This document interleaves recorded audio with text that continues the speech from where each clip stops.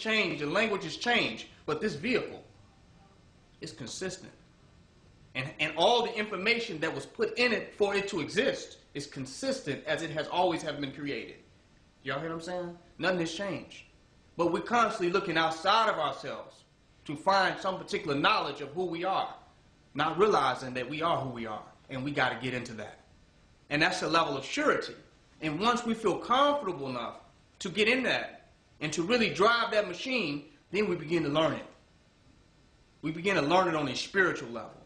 And knowledge begins to get revealed to us more than we would have got from any other place. The circumstance that we'll be in, when we're in the machine called us, we'll have a power to be able to function immediately in them situations. Because we have built a relationship with ourselves. So that means when you're in a situation that you had not predicted, that even existed, you had no knowledge of this particular circumstance could exist, this relationship you have with this marvelous machine called you begins to give you information if you feel comfortable in it. So there is a response relationship to yourself.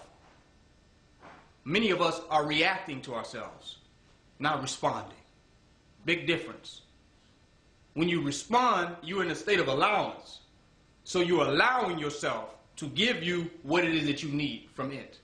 When you're in a reaction level, you're reacting out something. Some program that was put into you, you acting it out over and over again. Some people don't know that self even exists.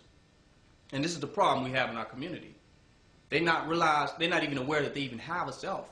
They're completely living in the matrix. They think they're people in the music videos. They think they're actors on television. They think they're their favorite artists that they like. You understand what I'm saying? They have not even come to the conscious realization that they even have a self outside of all of it. Literally, and they may go 30 to 40 years, which is really a tragedy, without even knowing that they had a self. Some people don't even know that they're thinking. They just going with it. Y'all know what I'm saying? Literally, they never occurred that they're the one actually thinking. This is heavy, but it's very realistic. And then they come to a point to realize that, wait a minute, I've been thinking my thoughts all the time. Well, who was it then? So my point is that once you begin to get into the self and have a level of security and surety within that machine, then it starts teaching you. Because inside of it was the roadmap. It was all inside of it. But we have been taught to look outside of ourselves. And everything that we study, whether it's in indigenous people and all of their indigenous cultures and traditions, everything we study, they gained that information originally from the methodology that I'm speaking right now.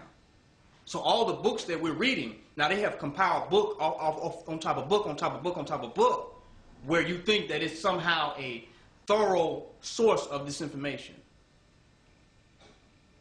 But the mastery of it only lies within the application. So if you have all the book information on it, but you haven't had the surety with self to experience supreme application, then it doesn't matter how much information that you got. Because you can't drive the car. You read 15 books on cars, but you ain't been comfortable enough sitting in the car. Now this is what happened. Last week I was rollerblading, and this is when this divine knowledge came to me. I was rollerblading down the street, and I fell. Because I was thinking inside of a thought in my mind, and I wasn't paying attention to what I was doing, and I fell on the ground. But I got up quickly. And what happened is that I got out of my body for that moment when I fell. Because I was so busy in thought about whatever I was thinking about, I was not in the vehicle properly rollerblading down the street. Y'all hear what I'm saying? So by that, I didn't have a relationship to my physical body to have the balance to stay on course of which direction that I was headed in. That's a small situation. Look at the bigger picture. We're so much in outer knowledge and in thought and in idealism and in religion and in philosophy that we're not even in the body that we are in today. Do y'all hear the point that I'm making? We're so busy in the religious realm, in the realm of ideas, that we're not even present to the divine beings that we are today, here and now. But it's not until we get into that divinity can we have the power that it would take to even show up